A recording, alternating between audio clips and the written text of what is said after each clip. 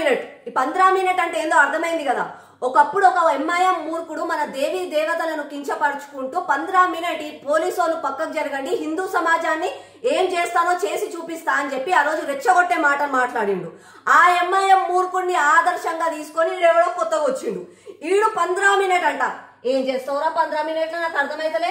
ఆడేం చేయాలి, ఆడేం పీకలే. ఇప్పుడు ఈడొచ్చి ఏం చేస్తానంటే నాకు అర్థమైతలేదు. రెచ్చగొట్టే మాటలు అంటే మన హిందూ సమాజాన్ని కించపరుచుకుంటూ మాటలు మాట్లాడుతున్నాడు ఈడు సల్మాన్ ఖాన్.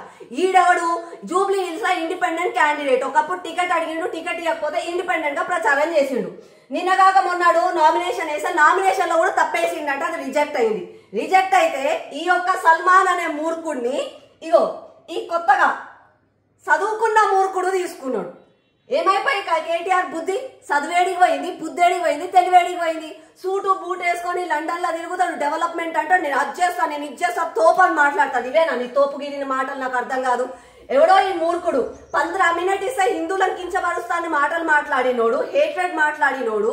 వీడి మీదనంట మైనర్ బాలిక పైన రేప్ కేసులు ఉన్నాయి. దొంగ, కబ్జాకోరు, వీడు రౌడీజం చేసేటోడు. ఇట్లాంటోని బీఆర్ఎస్ పార్టీలా కలుపుకొని ఏం సమాజానికి ఏం నేర్పాలనుకుంటున్నావు అంటే మీకు కావాల్సింది ఒక ముస్లిం ఓట్లు మాత్రమే, హిందూ సమాజం ఓట్లు మీకు వద్దని చెప్పి మీరు చెప్పాలనుకుంటున్నారా?